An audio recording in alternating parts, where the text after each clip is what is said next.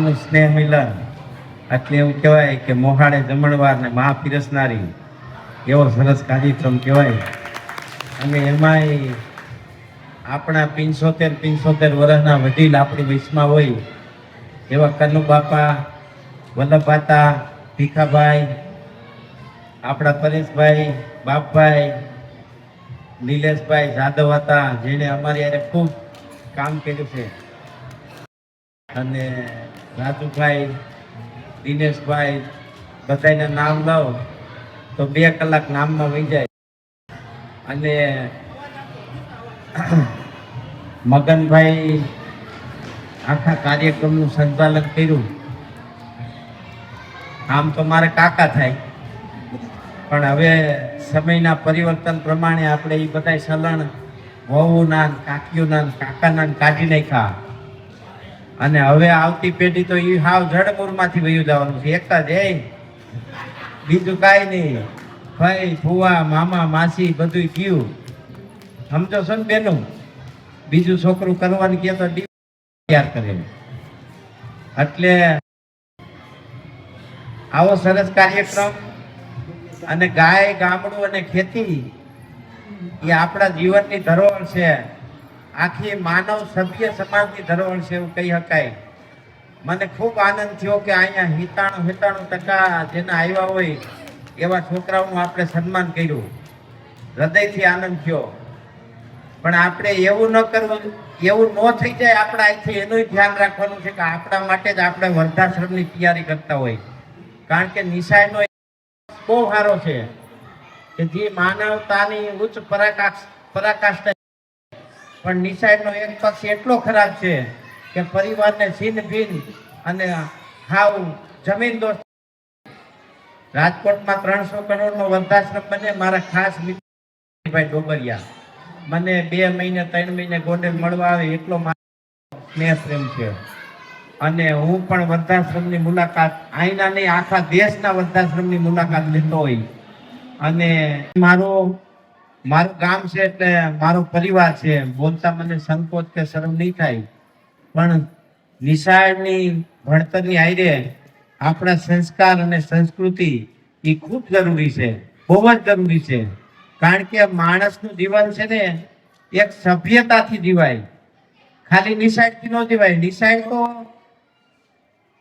એક ઓલા બાબલા તૈયાર કરે, કેવા ટકાવારી વાળા બાબલા. પણ આપણા પૂર્વજોની ધરોહર અને જ્ઞાન એ માનવતાને જીવતા શીખવાડે એવા જીવન અસંખ્ય ઉદાહરણો છે કે જે અભણ જ છે, ભણ્યા જ નથી, અને તોય વિશ્વના સર્વ શિખરે ઉભા છે. એટલે ભણતરનો તિરસ્કાર નથી કરતો. ભણતર ખૂબ જરૂરી છે આ જીવનમાં. વાંચતા લખતા આવડવું ખૂબ જરૂરી છે. મારા પાસે હવા જેટલા એમ્પ્લોય છે. મને તો હરખી સહી કરતા નથી આવડતું, પણ મારા માણસનો પગાર 2.5 લાખ છે. સમજી ગયા? એટલે ભણતરનો વિરોધી નથી, પણ આ સંસ્કાર મને પૂર્વજો પાસેથી મળ્યા છે, આપણા ગામમાંથી મળ્યા છે, આપણી સંસ્કૃતિમાંથી મળ્યા છે, આપણા ધર્મમાંથી મળ્યા છે. એટલે ખાલી ફેશન કરવી અને ભણતર ભણવું એનાથી જીવન નિર્વાહ ન થાય. જીવન પરિવારના સહયોગથી જીવાય, પરિવારની એકતાથી જીવાય અને કુટુંબના એક ભાવથી જીવાય. એનું નામ જીવન કહેવાય. હાવ સ્પષ્ટ કહું છું, આમાં કાંઈ શરમ નથી રાખવાની. આ વાત ઉપર આપણે શરમ રાખશું તો કેટલાના પરિવાર છિન્ન ભિન્ન થઈ જવાના. એનું કારણ માત્ર મોબાઈલ જ છે. સમાજની વ્યવસ્થાને સમજીને જીવન જીવવું જોઈએ. કારણ કે સમજીને જીવીએ ને તો જીવા કહેવાય. બાકી જીવનમાં સ્યાસે લગ્ન કરેલી જીવા નો કહેવાય. ઈ તો દી કાઢ્યા કહેવાય, દી વાયરા કહેવાય, ડાટા કાઢ્યા કહેવાય. શું કહેવાય? એટલે સંસ્કાર અને સંસ્કૃતિ એને ક્યાં ક્યાં નુકસાન થાય છે ઈ પણ આપણે જોવું જોઈએ. જેમ બેન લાગુ પડે છે એમ ભાઈઓને લાગુ પડે છે. આપણે બધાય મોબાઈલ વાપરીએ છીએ, નાના મોટા બધાય મોબાઈલ વાપરવાનો ક્યાંય મારો વિરોધ નથી. પણ મોબાઈલ થી તમને ક્યાં આર્થિક મજબૂતી મળે, મોબાઈલ થી ક્યાં તમને માનસિક મજબૂતી મળે, મોબાઈલ થી ક્યાં તમારો સમાજ પરિવારનો વિકાસ થાય, એવા માર્ગમાં મોબાઈલ વાપરી હું 15 વર્ષથી આઈફોન રાખું છું. અટાણ મારી પાસે 2 લાખનો આઈફોન છે. કેટલાનો? પણ એનો મારો ઉપયોગ ક્યાં છે? એમાંથી મને વળતર શું મળે છે? હું મારી સારી વાત ને સારા વિચાર દુનિયાની ઉપર રજૂ કરી શકું છું. એના માટે ટેકનોલોજીનો ઉપયોગ છે. એવું નહીં કે નવરા થાય એટલે લઈને બેસી જવાનો. ઘરને સમય આપવો જોઈએ. રોજ સાંજે ઘરમાં ઘર સભા થાય, પરિવારના 5 લોકો ભેગા બેસી જમે, પરિવારના પ્રોબ્લેમોને સમજે. ઘણી વખત એવું થતું હોય ઘરની જરૂરિયાત પુરુષો ન પૂરી પાડી શકતા હોય, આર્થિક જરૂરિયાત, કપડાની જરૂરિયાત, જીવન જરૂરિયાતની વસ્તુ આપણને ગમતી ન લઈ આવી શકતા હોય, તો એને આપણે સમજવું જોઈએ કે એવું આપણે ઘરમાં કેમ થાય છે, એનું કારણ શું છે, એમાં આપણે ક્યાં સહયોગ આપી શકીએ. ઘણીવાર પુરુષોનું એવું હોય કે એને ગમતું હોય એવું એની પત્ની એની જયારે વર્તન ન કરતી હોય, એવી રસોઈ એના ઘરમાં ન બનતી હોય, એવા સુશોભન એના ઘરમાં ન બનતા હોય, તો એવું એને સમજવું જોઈએ કે આવું શું કામ થાય છે, આનું કારણ શું છે, આનું સમાધાન શું છે. ભેગા બેહીને કરવું પડશે. ઘરમાં હોય એટલે બધા નોખા નોખા તાણી તો શું થાય? પૂરું થઈ જાય, કાંઈ ન વધે. આપણે પૂરું નથી કરવું એના માટેનું આ સ્નેહ મિલન છે. આપણને સંતો, શાસ્ત્રો, ધર્મ અને આપણા પૂર્વજો કેટલું બતાડે છે. ડગલે ને પગલે આપણા એક એક તહેવારોની અંદર વિજ્ઞાન છે, પણ એ આપણે ભૂલતા જાય છીએ. 500 વર્ષ પહેલા ગુજરાતમાં કાચ બનતો હતો. 500 વર્ષ પહેલા ગુજરાતમાં કાચ બનતો હતો. મૈસૂરનો જેને ટીપુ સુલતાનનો મહેલ કહેવાય ને, મહેલમાં બધોય કાચ કચ્છથી બની ગયો. આટલી આપણી પૂર્વજો પાસે કુશળતા હતી, એને આપણે ભૂલી ગયા. અને પરિણામ આપણે પશ્ચિમવાદમાં, ભૌતિકવાદમાં એટલા બધા ડૂબી ગયા કે પરિવારનું દુઃખ સમજતા ભૂલી ગયા, પરિવારની તકલીફ સમજતા ભૂલી ગયા, પરિવારની વાત સમજતા ભૂલી ગયા. આને જો સમજીને જીવન જીવીએ તો જીવનના એટલા બધા સ્કોપ છે, એટલા બધા રસ્તા છે કે એમાં ક્યાંય કોઈ વસ્તુની કમી નથી. ખાસ કરીને બેનો રસોડાનું કામ સંભાળતા હોય તો રસોડાની અંદર 49 પ્રકારના ઔષધ છે. તીખાને ગાયના ઘીમાં શેકીને ખાવ તો પિત્ત શાંત થાય, જીરાને ગાયના ઘીમાં શેકીને ખાવ તો ભૂખ લાગે, અજમાને ગાયના ઘીમાં શેકીને ખાવ તો મોઢાની દુર્ગંધ દૂર થાય, દાંતના પાયોરિયા દૂર થાય. દૂધની સાથે સોડા મેળવી, પીવાની સોડા મેળવીને તાત્કાલિક પી જાવ તો કબજિયાત દૂર થાય. એસિડિટી તો 2 મિનિટમાં દૂર થઈ જાય ગાયના દૂધ સાથે સોડા મેળવીને પીવો તો. માથામાં ફોડો થતો હોય તો ગાયના દહીંમાં 1 ચમચી શેણાનો લોટ નાખીને પેસ્ટ બનાવીને ઘસી દો. એક વખત મહિનામાં આનાથી માથું ધોવો, તમારે કોઈ ડેન્ડ્રફ ઓલા આવે ને શું કહેવાય ડેન્ડ્રફ ક્લીનર, હા ઓલા શેમ્પુ ભોગા મહિના એની જરૂર નહીં પડે. માથાના વાળ ઉતરતો હોય તો મીઠા લીમડાની પેસ્ટ ને દહીં ભેગું કરીને ઘસી નાખો. અઠવાડિયે ઘસો, પહેલે દિવસેથી વાળ ઘટતા બંધ થઈ જાય. આ આપણા પૂર્વજોની દેન છે, આમાં મારું કઈ નથી. આ આપણા દેવદેવની દેન છે અને એને આપણે હાઈરે રાખવી જ પડશે. આજે તમે કોઈ પણ કોસ્મેટિક આઈટમ લ્યો, કોઈ પણ નાવાની આઈટમ લ્યો, માં બધાયમાં એસેલિયસ નામનું કેમિકલ આવે. એસેલિયસ કેમિકલ જે હાર્ટની ગોળી આવે ને, હૃદયના ધબકારા ધીમા પડી જાય અને જીભની નીચે ગોળી રાખવામાં આવે, ઈ ગોળીની અંદર એસેલિયસ વપરાય કે જીભની નીચે દબાવો ને એના 4 સેકન્ડમાં એની અસર આખા શરીરમાં થાય. હવે ઈ કાયમ આપણે મોઢામાં જાય છે. એટલે આપણે બધી બાજુથી ઘેરાઈ ગયા છે. ગામમાં 100 છોકરાઓના 100 દીકરીઓના લગ્ન થાય તો એમાંથી 98 ને દવા લેવી પડે તો એ સંતાન પ્રાપ્તિ થાય. એનો મતલબ શું? આપણે કઈ દિશામાં જઈ રહ્યા છીએ? આપણે કોણ છીએ? આપણે શું કરવા રાજકોટ આવ્યા છીએ?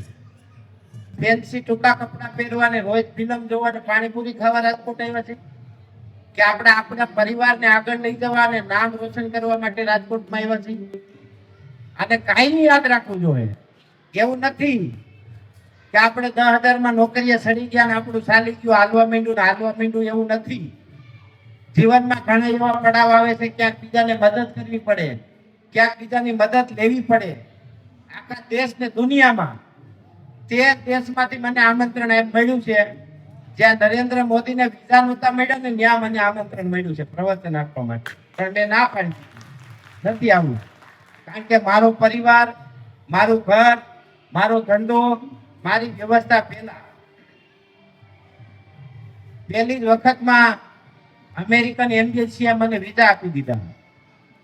બધા મારા ટાયરના સંપલ ને લેંગા જોઈને દાંત કાઢતા હતા. અને પેલા મને બોલાવી લીધો. 600 જણાની લાઈન હતી ને એમાં પેલા મને બોલાવી લીધો ડાયરેક્ટ. અને ખાલી ત્યાં બેઠા બારીએ એ ભાઈએ દાંત કાઢતા કાઢતા સિક્કો મારી સહી કરી દઈ દીધું, રેડી જાવ. 15 જ મિનિટમાં. આ આપણા પૂર્વજોની તાકાત છે, આ આપણી ગાયની તાકાત છે, આ આપણા ધર્મની તાકાત છે. ધર્મ શેના માટે હતો? માણસને જીવન જીવવાનું સ્ટેપ બતાવતો હતો, એના માટે ધર્મ હતો. એક એક તહેવારોમાં, આપણા એક એક ઉત્સવમાં વિજ્ઞાન છે. આપણે હરાજ હું કામ નાખી છે? બેન ખબર કોઈને? ભાઈ ખબર કોઈને? હરાજ હું કામ નાખી? હે, આખું ચોમાવું છે ને રોગનો, 4 મહિના રોગના છે. એટલે એમાં અનાજ ન ખવાય, પણ આપણે ખાતું એટલે આપણને પચે નહીં, પિત્ત થાય. અને પિત્ત ભડકે એટલે માણસને ભાદરવા મહિનામાં માથું દુખે. આ વાત બધી પિત્ત બેસતી હોય તો જ આ પાડજો. પેટમાં દુખે, તાવ આવે, શરદી થાય, ઉધરા થાય. આપણે 4 મહિના ખાધું ચોમાસામાં. એટલે હવે ભાદરવાના 16 દિવસ હરાજ નાખો ને, પિત્તને શાંત કરવા માટે ગાયનું દૂધ, ગાયનું ઘી અને ચોખા, એને એક વાટકી ખાલી ઉકાળીને ખાઈ લ્યો ને એટલે 20 મિનિટમાં પિત્ત શાંત થઈ જાય, ઓટકાર આવતા બંધ થઈ જાય, કફ ખઈખડો હોય તો બેહી જાય. એટલે આપણે 16 દિવસ શ્રાદ્ધ નાખી, પક્ષીઓને નાખીએ એટલે પક્ષીઓનું પિત્ત શાંત થાય, ગાયને એક ભાગ આપીએ એટલે ગાયનું પિત્ત શાંત થાય, કૂતરાને એક ભાગ આપીએ એટલે કૂતરાનું પિત્ત શાંત થાય. અને આખા ઘર રાતની પ્રસાદી સમજીને એક એક વાટકી ખાય એટલે આખા ઘરનું પિત્ત શાંત થાય. આનું વિજ્ઞાન છે, પણ એને ઋષિ મુનિઓએ ધર્મ સાથે જોડી દીધું. દિવાળીમાં દીવા શું કામ કરીએ આપણે? ચોમાસાના 4 મહિના વાયુમંડળમાં બેક્ટેરિયા ડેવલપ થયા હોય, એક એક ઘરમાં દીવા કરવાના અને 50 કરવાના, અને આખું ગામ દીવા કરે અને આખો મલક દીવા કરે. એક જ દિવસે આખા વિસ્તારમાં 1000 કિલોમીટર એકાયરે ગાયના ઘીના દીવા થાય. એક દીવો ગાયનો 1 ટન ઓક્સિજનનું નિર્માણ કરે. તો વિચારી લ્યો તમે, આખા ગામમાં ને આખા ઘરમાં ને આખા મલકમાં દીવા થાય તો વાતાવરણમાં કોઈ નેગેટિવ એનર્જી રહી શકે ખરી? આ એનું લોજિક છે દિવાળીનું. પણ આપણે તો એને ફરવાનું બનાવી દીધું. હોટલનું મોટી મોટી રિસોર્ટમાં જવાનું, રિસોર્ટ રાખવાના અને નહીં ખાવાનું ખાવાનું અને ઉત્સવ મનાવવાના. એ આપણા ઉત્સવ નથી. એનાથી વિકૃતિ આવે, એનાથી સકૃતિ કાંઈ ન આવે, સારી એનું કાંઈ સારું પરિણામ ન આવે.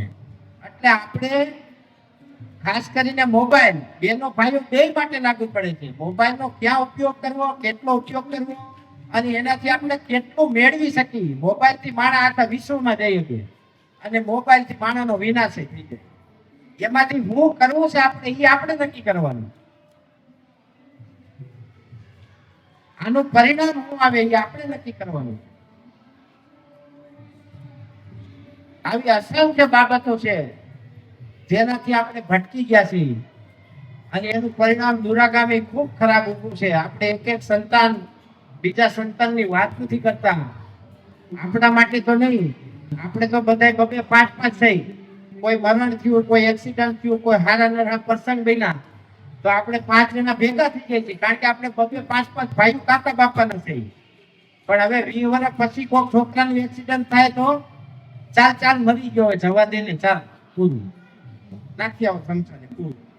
કેટલાયના દીવા ઠરી જાય, સરનામા ભૈયા જાય, પૂરા થઈ જાય ડાયરીમાં. એના માટે પણ વિચારવાની જરૂર છે. મોંઘું ભણાવવી જરૂરી નથી, ખૂબ સારું ભણાવવું જોઈએ.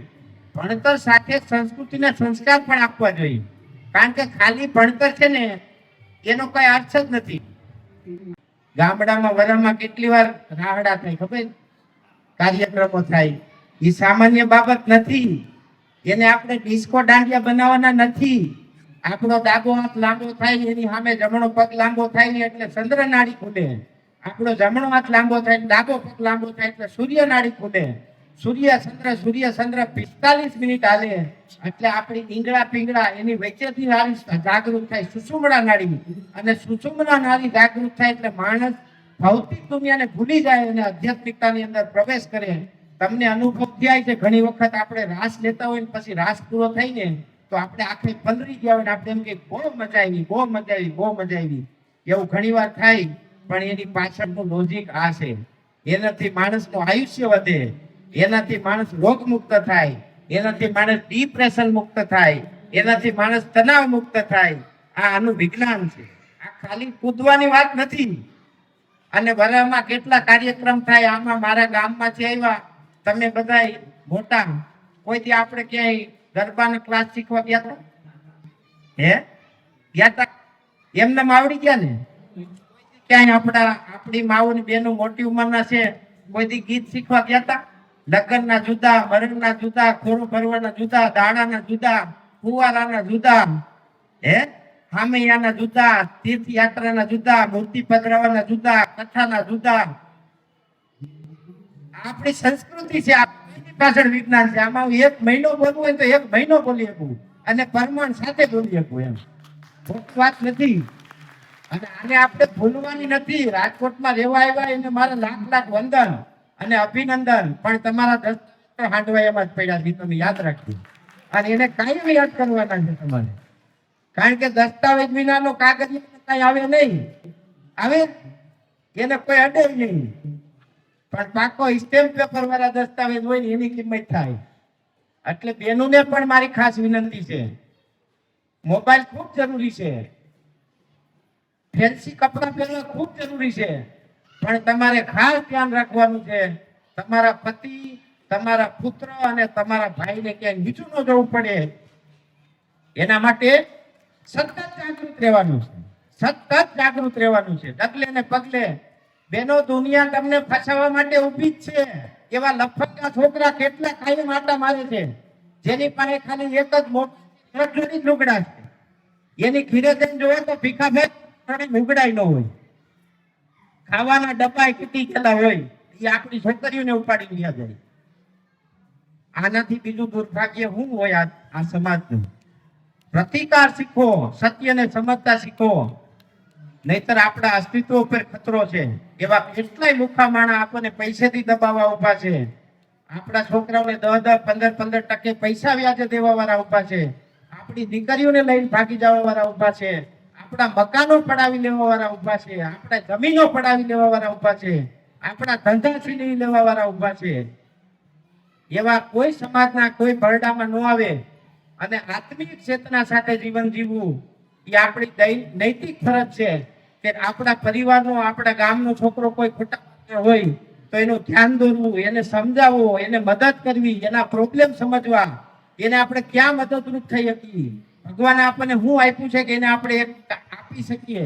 આ ભાવના છે ને, આ ભાવનાથી માણસ મહાન થાય. ખાલી પૈસાથી મહાન ન થાય. પૈસા વાળા તો ગોંડલમાં કેટલાય છે, પણ કોઈની ઘીરે રાજ્યપાલ ન થાય 2 કલાક. ઈ દેવત્વ હોય ત્યાં જાય, દેવત્વ હોય એના પરચા થાય, દેવત્વ હોય એને આગળ જાય. લુખાવથી આગળ ન જવાય. તો ખાલી 4-5 વર્ષ 10 વર્ષ લાગે મજા, પછી તો પરિણામ બહુ ખરાબ જ હોય. એટલે હંમેશા ધંધા પણ એવા જ કરવા, ક્યાંય અનૈતિકતા વાપરવી નહીં, નબળી વસ્તુ વેચવી નહીં, ક્વોલિટી સિવાય કામ ન કરવું. ભલે થોડું થાય અને ક્વોલિટીનું સત્ય જય થાય છે. ડુપ્લિકેટ વસ્તુના ધંધામાં જોડાવું નહીં કોઈ દી. ઘણા મને કહેતા આપણે આઈનોના ટીનિંગમાં ભાગ રાખીને ટીનિંગમાં, પણ એ ટીનિંગ કેટલાયના પરિવાર ઉજાડી નાખે. એ પૈસેથી પૈસા વાળા કેટલાથી થવાય? 5-15 થી. પછી તો પાછા હતા એવા ને એવા. નબળો વિચાર જ કોઈથી ન આવવો જોઈએ. હંમેશા હારા માણસને પ્રેરણા સ્ત્રોત બનાવવા, ઉત્તમ કોટીનો માણસ હોય એના ચરિત્ર વાંચવા, એના ફોટા જોવા, એના વિશે જાણવું, એના વિશે લોકોની સમક્ષ રજૂ કરવું, એવા માણસો હારે બેહવું. ખાલી પૈસેથી જ કઈ થઈ જાય એવું વિચાર ખૂબ ખોટો છે. વ્યસન પણ કરવી, આનંદ પણ કરવો, હોટલમાં પણ જમવું, પણ પરિવારની વ્યવસ્થામાં ક્યાંય નબળી વસ્તુ ન વાપરવી. આપણા ઘરમાં ચટણી આવે તો કલર વાળી ન આવવી જોઈએ. આપણા ઘરમાં હળદર આવે તો હલકી ને ડુપ્લિકેટ ન આવવી જોઈએ. આપણા ઘરમાં ઘઉં આવે તો કેમિકલ વાળા ન આવવા જોઈએ. આપણા ઘઉંમાં તેલ આવે તો ઘાણીનું જ આવવું જોઈએ. આ બધી વ્યવસ્થા આખા વર્ષનો તમે હિસાબ કરો તો ઘરમાં 10 થી 15 હજારનો ફેર પડે. કોઈ લાંબો ફેર પડતો નથી. આપણા સૌથી પહેલી મા બાપની ફરજ છે એના બાળકો માટે ખાવાનું તૈયાર કરવું. આ બધી ફરજ આપણી નૈતિકતા પૂર્વક પૂરી થાય અને જો આપણે સફળ થાય તો સફળ થયા કહેવાય. ખાસ કરીને મા બાપ એનું કાયમી નિત્ય પૂજન થવું જોઈએ. તમે ફિઝિકલી ન કરી શકો તો માનસિક મનમાં કાયમ યાદ કરવા જોઈએ, કાયમ બા બાપુજીને એકવાર ફોન કરવો જોઈએ, એના હાલચાલ પૂછવા જોઈએ, એની તકલીફોમાં હંમેશા સાથે રહેવું જોઈએ. આપણે આવો વ્યવહાર અને વર્તન આપણા મા બાપ સાથે કરીએ ને તો આપણા બાળકો આવો વ્યવહાર આપણી સાથે કરે. વૃદ્ધાશ્રમ બન્યો જ છે રાજકોટમાં. આપણે આપણા છોકરાઓ શીખવાડ્યું જ ન હોય તો શું થાય? સીધી જ વાત છે. એટલે મારાથી વધારે કઈ કહેવાય ગયું હોય તો માફ કરજો. અને હવે બોલવા માટે તો 2 મહિના બોલ્યા ગયો છું. માતાજીએ એટલી શક્તિ આપી છે, પણ મને એમ લાગે છે કે હવે તમે બધા ધરાઈ રહ્યા છો. ખાસ કરીને મારા 2 હાથ જોડીને તમને વિનંતી છે કે મેં તમને કીધું એમાંથી તમે 1-1% વિચારજો. તમારો આત્મા માને તો તમે લાગુ કરજો, અને નકર મને 2 ગાયરો દઈ લેજો. હું તમારા ગામનો રમલો જ છું. સમજી ગયા? ભલે આવો. જય ગૌ માતા, વંદે ગૌ માતરમ. જય